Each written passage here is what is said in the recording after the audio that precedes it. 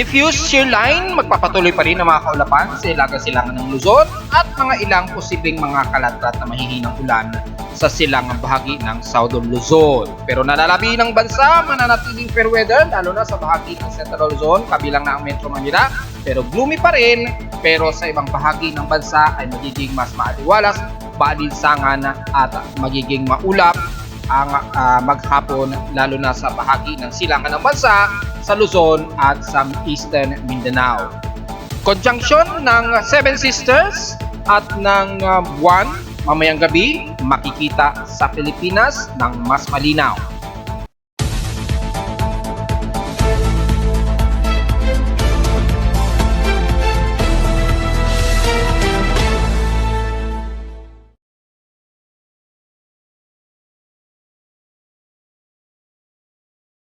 Hello, good morning mga folks. Welcome po muli sa ating daily weather bulletin at analysis para sa araw ng Huwebes, March 14, 2024. Ang oras nating boys prime umaga ay alas 10:25 na o 26 na ng umaga. Patuloy pa rin ang magiging overcast at gloomy lalo na dito sa atin sa Metro Manila at ang bahagi ng Calabarzon dahil medyo meron pa rin tayong umiiral na northeasterlies although yung diffuse shear line na natili sa may bahagi ng hilagang silangan ng Luzon na medyo nagpapakulimlim at maulap, lalo na sa may bandang northeastern Luzon. Kabilang na rin nilang bahagi ng Quezon Province, kasama pa rin nilang parte ng Camarines Norte. Sa current conditions, overcast, gloomy po at klaro at mostly cloudy ang umiiral sa amin sa Caloocan. Base sa aming CCTV live snapshots, halos gloomy po ang paligid namin ngayon. So hindi masyado nakaka-penetrate ng todo ang tinding sikat ng araw, pero inaasahan na magkakaroon ng mga ilang partly cloudy nitong maghapon. Mangunguna nga lang madalas ang mostly cloudy. Sa lowest temperature na yung tala ng aking weather station, kaninang 4:31 AM, nakapagtala kami ng pinakamababa at 25.6 degrees Celsius. Kahapon, ang malinsangan na naming pinakamataas sa temperatura ay umabot ng 33.3 degrees Celsius.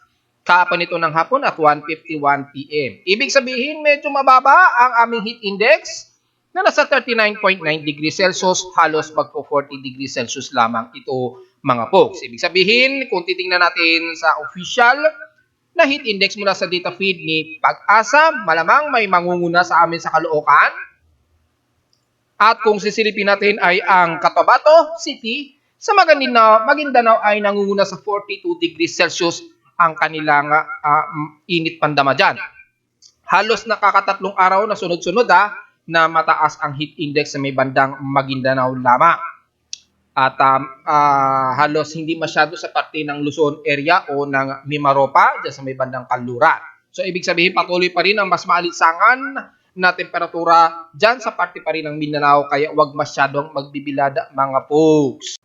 Samantala sa ating PH 16 past 24 hours, nangunguna naman ang San Jose sa may Mindoro pa rin na may pinakamataas na matinding init na nasa 36 degrees Celsius ang kanilang temperatura. So, ibig sabihin patuloy pa rin ang dry spell dyan sa lugar na yan.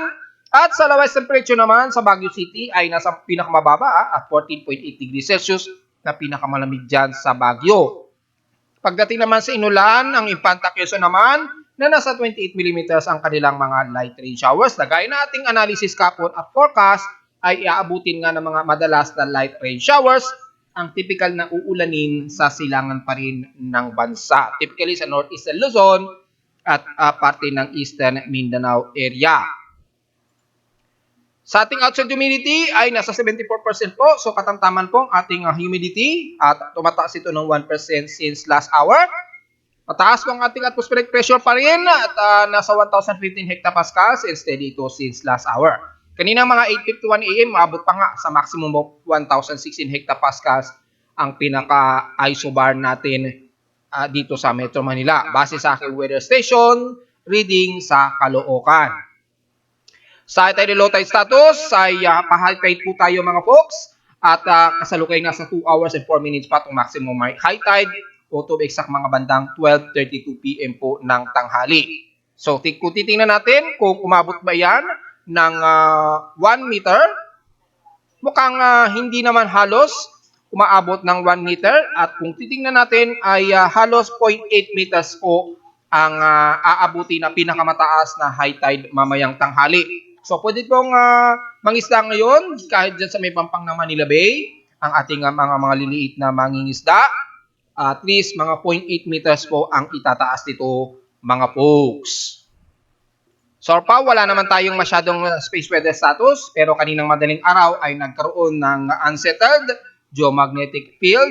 At gaya na ating nireport kahapon ay typically mga madaling araw po magkakaroon ng mga geomagnetic field. Although yung ating sunspot mula sa haring araw ay wala at masyadong tahimik, napakaliit lamang ito, kaya wala tayong inaasahan na anumang radio blackout na pagtaas o kahit minor to moderate man lang. At kung titingnan natin sa sunspots ay halos maliit lamang ang AR3607 at 3606. Hindi masyado magkakaroon ng malakasang epektado sa atin yan sa mundo.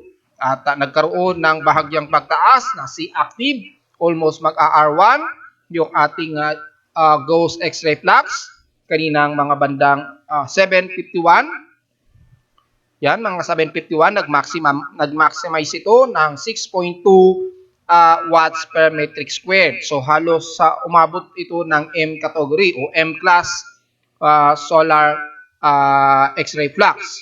Pero at least hindi naman to nag-maximize at medyo kumalma din agad. So halos hindi masyadong nagkakaroon pa rin ng mataas na apektado sa atin sa Earth. Bahagya lamang nagkaroon ng distortion sa ating magnetosphere. Ayan. So hindi naman masyado malaki at nanatiling unsettled lamang sa 3.0 ang pinaka-maximum natin na geomagnetic activity. So, kung magkakaroon man ng auroral event, halos sa mga moderate lamang o halos hindi masyado lumalagpas sa probability of 1 approximate energy disposition nito. So, hindi masyado maliwanag o glow masyado yung auroral borealis. Pero kung sa wind forecast ay magiging kalmado ito sa loob ng 2 o hanggang 3 araw. At kung titingnan natin dito sa forecast ng wind velocity, halos yung plasma ay medyo kalmado po sa loob ng 2 hanggang 3 araw. So, mukhang good news po ang magiging space weather status natin. So, magiging hanggang at least moderate yung degraded frequency natin, at least mga around 10 MHz. At hindi naman masyadong pumipitik ng mataas. So, generally, halos kalmado lamang ang ating haring araw ngayon hanggang posibleng maghapon. Pero hindi natin iaalis ang posible pa rin na unsettled geomagnetic field ayon sa 3D forecast. Sa ating data feed mula sa NOAA ay typically hanggang 3.0 ang magiging unsettled geomagnetic field hanggang sa susunod na 24 oras. Ayan, hanggang March 15. So hanggang mga unsettled po ang ipinapakita rito at na-forecast na nga po natin yan ng isang araw na by March 15 magkakaroon tayo ng posibleng mga unsettled geomagnetic field pa rin. At kung titingnan natin dito hanggang March 16 ng 5 AM ay posible pang magkaroon ng kasunod na KP index of 3.0 at makikita natin dito. So malamang madaling araw na naman ito. So watch out na lamang, obserbahan na naman natin ito mga folks. At so far, maganda naman ang balita at wala naman tayong naka-forecast na mataas na radio blackout. Sa ating almanak, sumikat ang haring araw kaninang 6:03 AM at inaasang lulubog ito mamayang 6:06 PM. At ang ating buwan na nasa 17% illuminated na po na waxing crescent at maganda mga sightseeing nito simula pa kahapon, magandang tingnan siya. Ngayon ay dahil sa maulap sa amin sa Caloocan ay malamang ay malabo kung makita ito mamayang hapon. At kung titingnan natin ay kasisikat lamang nito kaninang 8:57 AM. Ayan. Nasa elevation pa po ito at 22 degrees at inasang lulubog ito mamayang 10:06 PM na po mga folks. At sa ating local weather outlook para ngayong Huwebes hanggang bukas na po yan ng Biyernes, magiging partly cloudy ang ating maghapon. So may chance tayo ng pag-ulan at 100% daw. Kung hindi man dito sa Metro Manila, maaaring sa Karatig Metro Manila ito magaganap. At typically mga light rain showers lamang ang mas madalas. Bukas ganun din, magiging partly cloudy ang ating maghapon halos. pero nasa 45 to 50% ang tsansa na uulanin.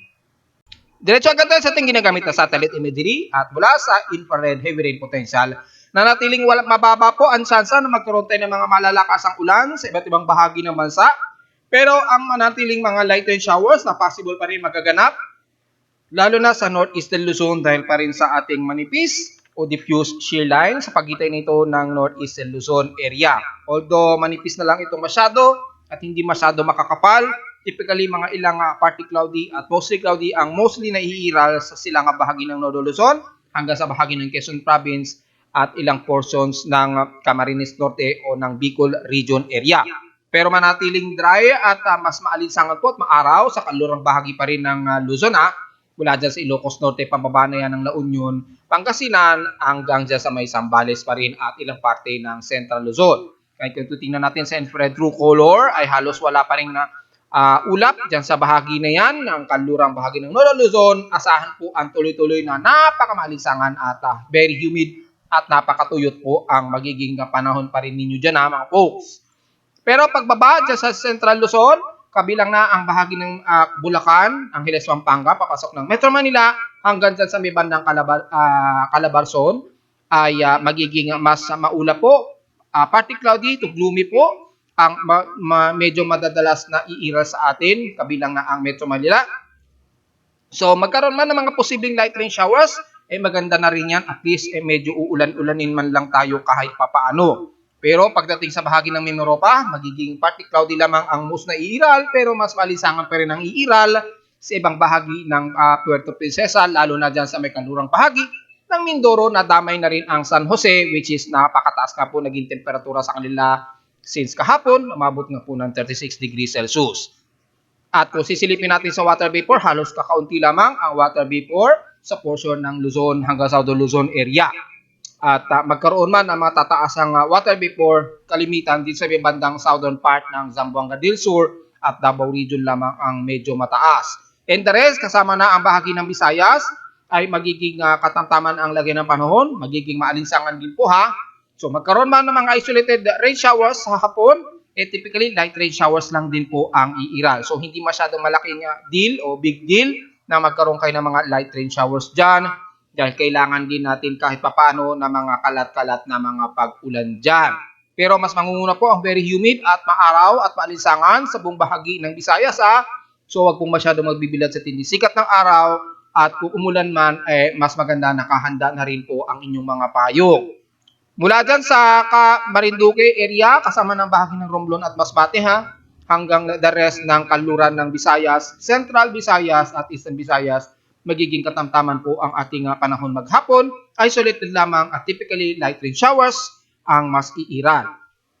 Ganon din sa bahagi ng Northern Mindanao, mula Zamboanga del Norte hanggang Zamboanga del Sur, magiging katamtaman po, humid at maalinsangan din ang iiral, kabilang na ang parte ng Butuan. At pagdating ng bandang Surigao, hanggang sa may bahagi ng Caraga at damay na ang bahagi ng Compostela Valley, magiging partly cloudy to mostly cloudy lang din ang iiral sa inyo, lalo na sa hapon. Magkaroon man ng mga isolated rain showers, typically mga light rain showers lamang ang mas madalas, lalo na dyan sa may bandang Surigao at Hinatuan area. So take note yan mga folks. And the rest ng central ng Mindanao, magiging humid at malisangan po ang ating panahon halos maghapon. So magdala po ng pananggalang sa tinding sikat ng araw, at maging dyan sa bahagi ng Davao Region, mapa Davao Oriental man yan o Davao del Sur area.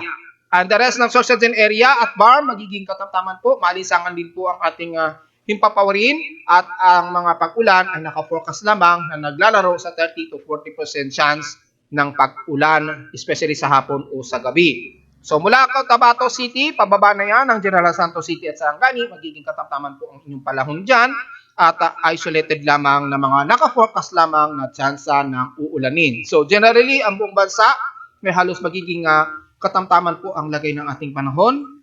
Magiging mas gloomy lamang at overcast sa parte ng Luzon kasama ang Metro Manila, dahil nga po sa mayroon pa rin tayong umiiral na diffuse shear line sa may silangang parte na ito ng Luzon area.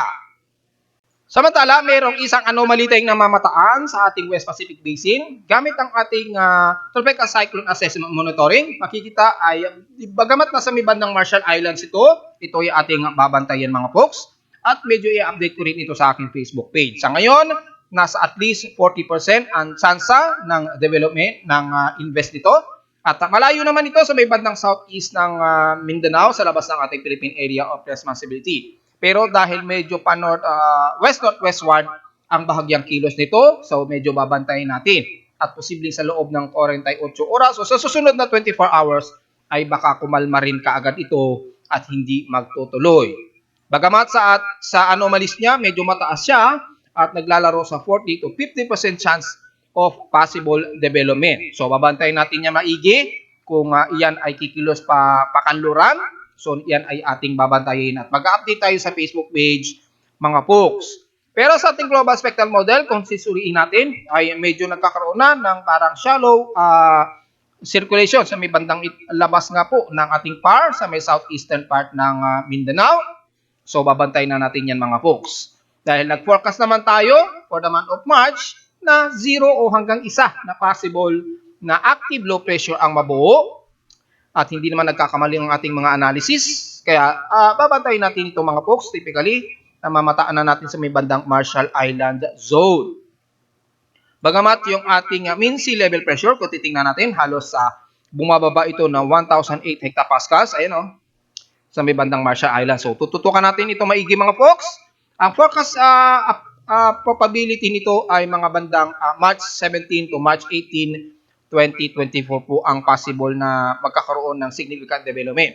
Pero dahil mababa pa po ang tsansa, manatiling obserbahan natin yan sa loob ng 55-hour o 30 to 55-hour period, mga folks. Kung pagbabase naman natin ang wind shear, makikita natin medyo favorable ang bahagi na to sa may silangang parte ng bansa. Ayan, at least 22 kilometers per hour. Pero sa may bandang Marshall Islands ay medyo bahagyang circulation na nagaganap dito. At 22 to 18 kilometers per hour. Yung very shallow circulation sa may bandang Marshall Islands na ito. Kaya medyo babantayin natin ito, mga folks. At kung alisin natin, bandang Micronesia pa siya. Ayan, Micronesia o bandang Marshall Island Zone. Kung sisilipin naman natin ang convergence nito, kung magkakaroon ng upward low convection, medyo mataas po. Umaabot sa halos 33 km per hour, yung medyo upward low convection nito. So, mukhang babantayin natin ito, mga puksa. At kung titingnan natin yung Coriolis circulation, halos pa west-northwestward ang medyo pagkilos nito, mga folks. So, titingnan natin kung magkakaroon ng succession nito dahil alalahanin natin, mataas po ang atmospheric pressure dito sa may bandang itaas, which is anti-cyclone po yan na pumipigil sa anumang pamumuho ng mga low pressure systems malapit dito sa may bandang equator. So, titingnan natin kung magtutuloy-tuloy yan dahil may nakikita na tayo ng mga convections. Sa kontrahangin naman sa kanya, kung mataas din naman ang kontrahangin sa kanya. So, medyo pulido na po yung upward low at divergence nitong binabantayan natin at nakikita sa may bandang Marshall Islands o Micronesian Zone. So, tututukan natin maigi yan at pagdating sa bandang vorticity niya ay medyo mataas na rin, nasa moderate na rin ang ipinapakita nito. So, may mga potential siya na mabuo. So, babantayin natin yan sa loob ng 30 to 55-hour, mga folks. Samantala, sa alon ay mananatili pa rin na bawal lumayag ang ating malilitang sasakyang pandagat sa buong silangang parte ng off-coast lines ng ating bansa. Kaya naglalaro pa rin sa 1.25 meters ang taas ng alon dyan. At dahil na rin sumiral ng easterlies at pinagsama pa rin na convectionized o pinagsamang northeasterly sa may bandang Hilagang Luzon, asahan po mataas ang gale force winds dyan. Kung sisilipin ninyo sa report ni Pag-asa, nakataas po probably ang gale force winds dyan. So, sa mga malilit nating mangingisda sa silangang parte ng bansa, mukhang bawal po muna talaga kayo lumayag dyan dahil medyo delikado po ang hangin kasabay ng malakasang alon na lumalagpas ng 1 meter ang taas. Samantala sa ating computer models na ating ginagamit, ang latest nito so far ay medyo may mga trough, shallow trough na pong nakikitaan tayo sa may bandang Micronesian Zone o Marshall Islands, which is na-report ko nga kanina lamang sa ating West Pacific Basin Monitoring, kaya ito ay ating babantayan, mga folks. At mula sa GFS and ECMWF ay medyo nagkakaroon nga ng trough, ayan, maging kay ECMWF, ay may pinakikitaan na medyo trough circulation sa may bandang Micronesian zone. Ganon din sa may ilang forecast ng icon. Kung titingnan natin, medyo meron na rin nagkakaroon ng trough circulation sa bandang ito. So mukhang nagkakatugma ang ECMWF at GFS forecast. Ang forecast duration nito ay hanggang March 16 to 18, 2024 po ang forecast run nitong average specific rate na to. So titingnan natin, obserbahan natin yan dahil pasok yan sa 30 to 55 hour period na monitoring. Sa ulat lindol naman ay nakapag-report ako kaninang madaling araw po. Naganap ito mga bandang 2:59 AM. Yan, mga 2:59 AM po ayon sa aking seismograph reading, nakapagtala ng magnitude 5.9 pero wala ito sa loob ng ating PAR o malapit sa bansa. Pero malakas ang pagyanig niya kaya na-detect ng aking seismometer dito sa Caloocan. Ito ay magnitude 5.9 sa may bandang southern Molucasi o bandang malapit dyan sa may bandang southeast ng northern Molucca Islands. Yan. Kung titingnan natin ay malakas ang kanyang pagyanig at epicentral depth of 26 km po. So dahil medyo mapababaw ng konti, kaya medyo yung pagyanig niya ay naramdaman hanggang dyan sa parte ng Luzon na nadetect nga po ng aking seismometer. At nagkaroon ng mga ilang mga pagyanig na nadetect ng aking seismometer. At since kaninang madaling araw ay nakapagtala na po ng dalawang magnitude 4.0 pataas dyan sa may bandang northeast ng Bayaba, Surigao del Norte na may magnitude 4 at 24 km depth. At isa naman sa may bandang Balut Island sa may Sarangani na magnitude 4.3 na mas malalim-lalim naman ito na 126 km po. Naganap ito kaninang 2:29 AM at yung isa ay naganap kaninang 1:40 AM oras yan sa Pilipinas. So medyo marami-rami kaagad ang mga pagyanig matapos ang malakas na pagyanig dyan sa may bandang Molucasi. So nagkaroon kaagad ng detection ng magnitude 4.0 pataas. At kung sisilipin natin yung historical, kung nakakailang paglindol na kaagad tayo. Ayan, iloload natin para actual ninyo makikita. So far, for the month of March, ay nakaka-total of 510 earthquakes na po tayo mga folks. Ayan. 486 dito ay magnitude 2.0 pataas. 21 dito ay magnitude 4.0 pataas. At nanatiling dalawa pa rin ang magnitude 5.0 pataas at maintain pa rin sa isa ang ating magnitude 6.0 pataas, which is ito nga ay sa may bandang southeast ng Governor Generoso, Davao City na yumanig last March 8, 2024, mga 5:11 PM po yun mga folks. So far, wala namang nadagdagan sa mga yan, and hopefully, wala pa rin dumagdag sa mga paglindol na yan, despite na yanigin ang bahagi nito, lalo na ng taga Surigao del Sur. So ingat pa rin sa mga kababayan natin mga folks Diyan sa bandang Surigao del Sur, madalas talagang yanigin at niyayanig pa rin ang bahagi niyan dahil na rin sa ating tectonic plates o subduction plates. Diyan sa may bandang Philippine Plate, tuloy-tuloy pa rin ang paggalaw nito mga folks. Kaya mas niyayanig po ang bahagi na yan sa silangan ng Mindanao, lalo na diyan sa may Surigao del Sur. Sa status naman sa ating mga dams, well, patuloy pa rin ang pagbaba nitong Magat Dam na gaya ng ating nire-report ng mga nakarang araw ay very critical na talaga ang level nito. Mula kahapon ay 171.99 meters na lamang ito. Ngayon ay 171.88 meters na lamang. So 0.11 po ang nabawasan sa kanya sa loob ng 24 oras na napakalayo na po sa pinaka-critical level na 181.80 meters po dapat ang pinaka-borderline nito dapat. Pero dahil sobrang baba na niya ay maituturing ng very critical na po. At asahan natin magkakaroon tayo ng problema kabilang na ang Metro Manila mga folks at hindi po tayo nagkulang ng paalaala dyan. Nanatiling normal ang Angat Dam, Ipo at Lamesa Dam. Naka-green code siya. Ibig sabihin normal pa rin ang water level. Hindi pa rin siya bumababa sa pinaka-normal rule curve elevation nito na pinaka-borderline, so mukhang pasok pa na normal ang water level ng dam na ito ng 3 mula Angat Dam, Ipo at La Mesa Dam mga folks. So wala tayong magiging comment dyan. Ang magiging concern lang naman natin, yung Magat Dam which is mas nagsusupply ito kasama ang Metro Manila mga folks. Kaya malakas talagang makonsumo itong Magat Dam. At narito na po ating 3D 20 weather forecast para sa araw ng Huwebes, March 14, 2024.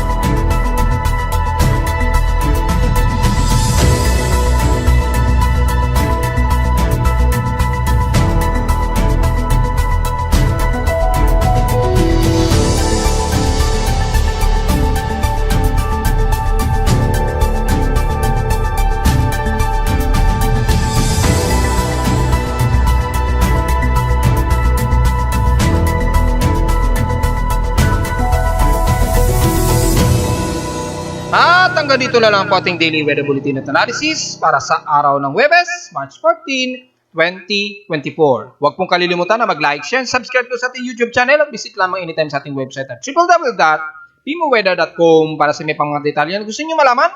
Hindi na natin na-report ngayong umaga. Makikita lang naman agad yan direkta sa aking dashboard dito sa Pimo Weather page. At lalo na sa real-time ng data mula sa aking weather station sa Caloocan at sa mga data feeds mula sa iba't ibang weather agencies. Maraming salamat po mga folks at magandang araw po sa ating lahat.